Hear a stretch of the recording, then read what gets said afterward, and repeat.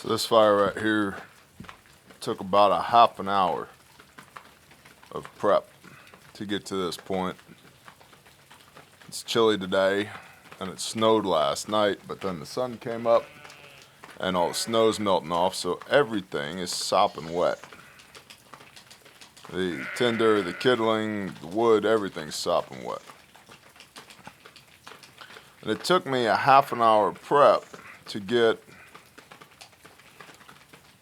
all of the stuff that I needed gathered together and processed appropriately so that I could apply a single spark, one spark, to that to get that going. That's hard maple, by the way. It was beetle killed. Kind of a feature of eastern Oklahoma. And I used an axe and a spark and some knowledge to be able to make that fire, which equates to or dovetails into the concept of possession versus proficiency.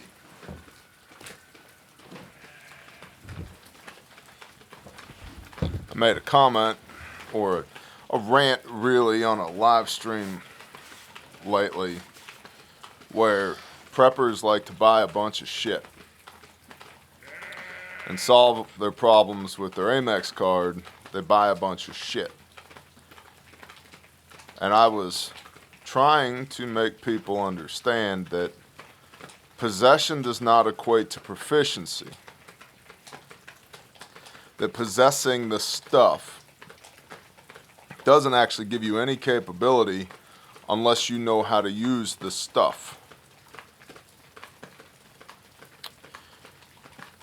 And of course, per usual, the internet doesn't like it when you shine light on their shortcomings, and a bunch of people were assholes in the chat. One of my favorite comments was somebody telling me, clearly I don't walk like Messiah and believe in Jesus because of the language that I use. That's retarded. Yeshua rebukes the Pharisees, talking about John the Baptist, and he says, what did you think you were going to see? A soft man? A man of soft speech? No, but a man of Elohim. Okay, and I'm not elevating myself to the level of John the Baptist, but John the Baptist told the Pharisees that their works were filthy menstrual rags. That's the biblical equivalent of douchebag. Okay, to borrow from my brother Rex.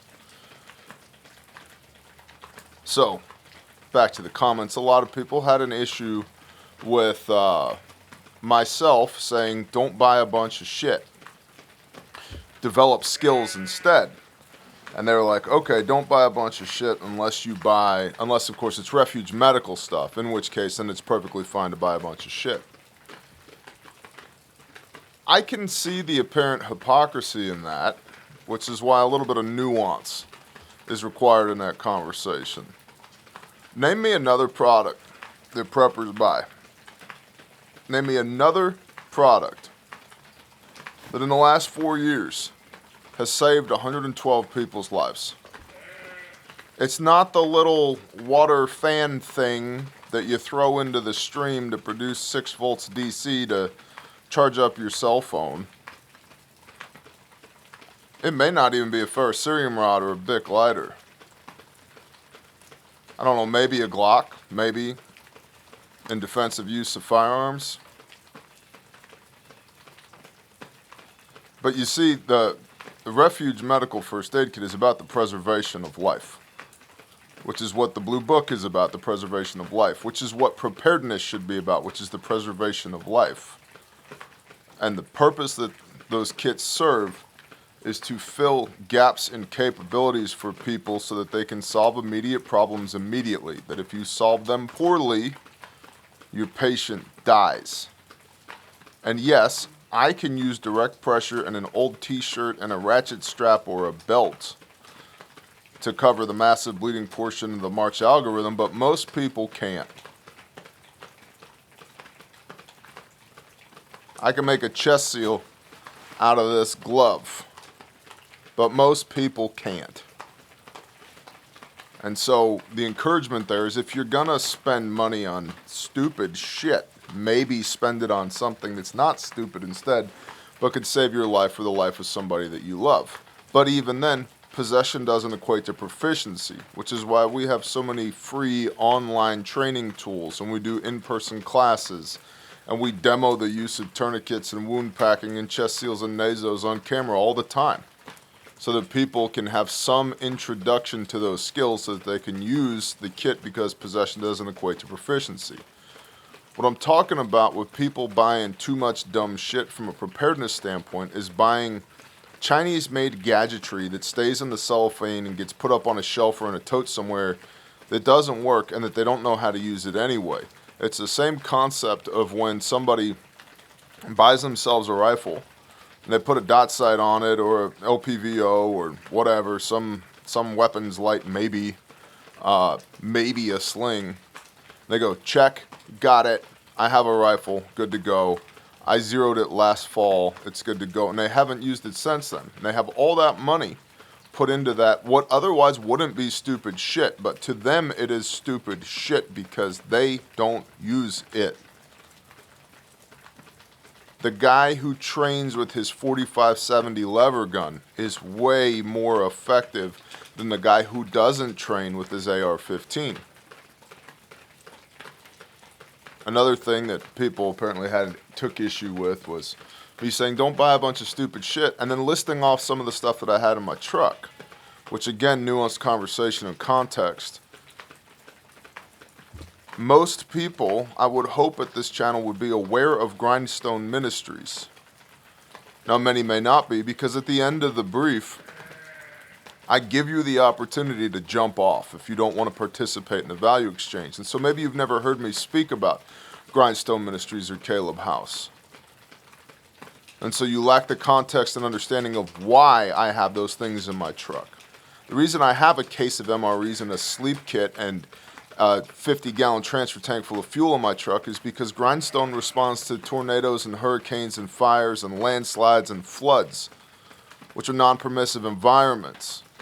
The Amex card doesn't work there, so if I want to eat, I need to bring food with me. If I want the truck to continue to run, I need to bring fuel with me. If I want to sleep, I need to bring a sleep kit with me. That's why there's a packed rucksack on my truck. It's got 7 days worth of everything I need in it, because 2 hours after a tornado, I could be doing search and rescue and have been doing search and rescue to go help people for the preservation of life. That shit's not on my truck because I want to feel cool. I don't EDC dual-wheeled chainsaws on the back of my truck because I want to be cool. I have 2 chainsaws on the back of my truck because 2 is 1 and 1 is none, and I use chainsaws a lot after hurricanes and tornadoes. I don't have nods and a rifle and a plate carrier on my truck because I want to be cool. I have nods and a rifle and a plate carrier on my truck because sometimes we do extractions on short notice to go take children who have been serially raped by assholes away from pieces of shit so we can go put them back together again. Not for prepper stuff, for righteous stuff, for the preservation of life. And so maybe just a little bit of context would help people better understand. Now, when it comes to prepper stuff, I've been doing prepper stuff in earnest since Hurricane Katrina. Not quite 20 years ago, but coming up on it. And because I've been doing that for 20 years, or almost 20 years, in earnest, I've bought all the dumb shit that preppers buy. I've made all the mistakes that preppers make. I've seen all the fads come and go. Militia movements and bushcraft movements and antiquated firearms in case they're going to ban modern day Minuteman rifles. So modern that Eugene Stoner designed them or Kalashnikov designed them in the late 50s. Okay. Or AK-47. Yeah, because 47 was the year it was adopted. Or at least approved for adoption. I've seen all this stuff come and go. And what it comes back to is like skill set, heart set, mindset, coupled with a few tools on your person every day. The ability to make fire, the ability to find shelter, the ability to find water, clean water, the ability to get sleep, the ability to stay fed, the ability to affect security, the ability to communicate, collect and disseminate intelligence, the ability to work together as part of a team. All those are skill sets. You can't buy that. And that's what I mean by don't buy dumb shit. Because I don't care how cool of a prepper handheld HF radio you have or whatever. I don't care if you can't use it. And if your commo doesn't work when you're face to face with people, I don't care what kind of technology you introduce into the situation for bonus prepper brownie points. I don't care how cool your rifle is. If it's not zeroed and you can't shoot it. And not just standing still or leaning on the bench at the range with no movement, shoot it. I don't care what kind of handgun you carry if you can't hit the target you're aiming at. I don't care what kind of first aid kit you have if you don't know how to use it. I don't care what kind of 1-ton jacked up 4-door 4x4 pickup truck you've got and what its towing capacity is if you drive like a dick. And I don't care about any of those things if you're not trying to operate in righteousness for the preservation of life to the best of your ability. And that's what I'm talking about is your standard prepper mentality. Is I'm going to buy a bunch of shit, check a bunch of boxes, put it on a shelf, never develop the skills required to be able to use that stuff in the first place, and call it good because I've got the stuff that I need. I started preparing while I was in my state of apostasy, while I was at war with the Creator. Do you think He would bless my efforts to stay prepared if the world ended while I was still in a state of apostasy? No, I don't. The fact that He kept me alive is a blessing and a mercy. The fact that He extended my life, even though I deserved death to the point where I could find Him again and come home again, is literal mercy and grace. But while I was preparing during that time, I wasn't rooted in righteousness. I wasn't rooted in the way, the truth, the life. There was no way for me to enter into the kingdom. Everything I was doing was in vain. And it was during that same period of time I made all the mistakes that there are to make in preparedness. And since then, I've literally counted the cost. I've done the math. I have Excel spreadsheets up the wazoo for how many calories you need and how many rounds of ammo you need and how much water you need and how much fuel you need to have stored based upon your operational area and replacement parts for everything from chainsaws to motor vehicles to firearms. I've done all that math. And some of y'all probably got like super excited. Bear, when are you going to share that math? It doesn't matter. That's the answer. It doesn't matter. Population density matters. Log train matters. Being right with the Creator matters. I'd rather you have one axe and know how to sharpen that axe and keep the handle well maintained and potentially make another handle if you had to, than have 10 axes and have a high likelihood of chopping your own leg off with them. I'd rather you had one firearm and knew how to use the damn thing than to have 10, 20, 30 that you don't. I don't care if you've got 40,000 rounds of ammunition stockpiled if you can't shoot. I don't care if you've got 10 stomp bags from Refuge Medical if you don't know how to use them. And that's the point. That's the nuanced conversation about the mindset, the skill set, the heart set of preparedness as compared to just buying a bunch of dumb shit. And yes, I do have a truck that's set up somewhere in between a hospital and a gun truck because of what I do for a living, because of my unique context. I'm not saying everybody else needs to have that. But it's layers upon layers upon layers upon layers of capability and knowledge and understanding. It starts with, what am I going to wear today? Well, today, I'm going to wear my old ass Chippewa insulated steel toe login boots because they're insulated and I like them and they work. And I'm going to put some bib overalls over the top of them because I like to stay a little warm today and I don't want to get my jeans underneath of here destroyed and dirty and muddy. And then my standard EDC. And then from my EDC, you know, you could line one that, what's your line two? What's your line three? What's in the vehicle? Ruck, truck, house, plane, out from there. But it starts with capabilities, knowledge, and understanding. Like, you have a lighter and a knife and skills, you're good. You're good. You're good. Now, are there more expedient ways to be good? Yep. Would I rather sleep in a Holiday Inn than underneath a poncho on a day like today? Yep, for sure. But I could sleep underneath the poncho and be okay. Which goes back to, how do you define okay? Which goes back to voluntarily subjecting oneself to hardship so that you can push your paradigms, you can shift the Overton window, and you can discover what you're capable of so that you can learn, so that you don't have to carry a 92-pound rucksack full of shit that you don't know how to use. And that's the concept. And I know some of y'all are probably thinking or saying to yourself, Bear, don't listen to the negative comments. It's not even that they're negative. It's that I believe that they require clarification. I try not to spend too much energy on YouTube comments, period. The good ones, the bad ones, whatever. I don't know. I guess I'll end with this. Especially for those who lack context and understanding about what I do. I'm not a content creator. Making YouTube videos is not my full-time gig.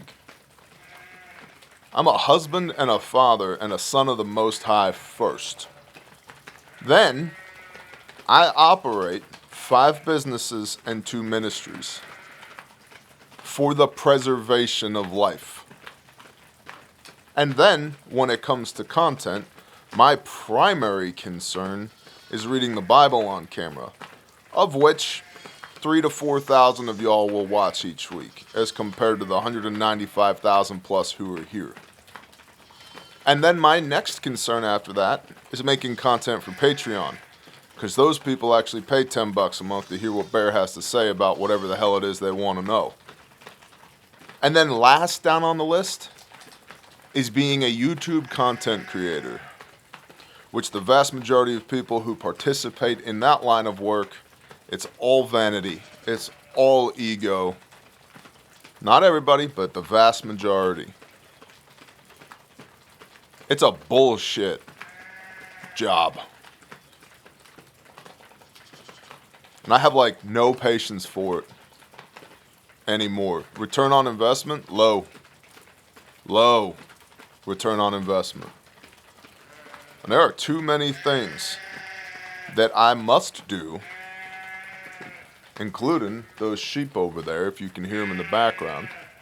There are too many things that I must do that are more important than things that I might do, including this bullshit camera, just to have people who lack context and understanding, who are eager to validate their opinions in the comments, talk shit. Seems like a waste of time to me. And so, preemptive warning, don't be surprised if I prioritize my time in such a way that I spend even more time doing the things that we will never talk about on camera, and even less time doing what we're doing right now. And again, I will leave you with the reiteration of, as my pastor and friend Joe Fox says, skill set, tool set, mindset. That's prepper stuff. And if you've mastered fire making, Go on and buy you 100 ferrocerium rods and 100 magnesium bars and 1,000 Bic lighters. If you haven't, stop and learn to make a fire. Because possession does not equate to proficiency. And you cannot buy your way out of the apocalypse. And if all of your capability is gear dependent, what happens if you have to leave in 30 seconds with none of your gear? You're done for. Now, I've got a couple of murder dogs that I need to pet. Y'all have a blessed day. Shalom.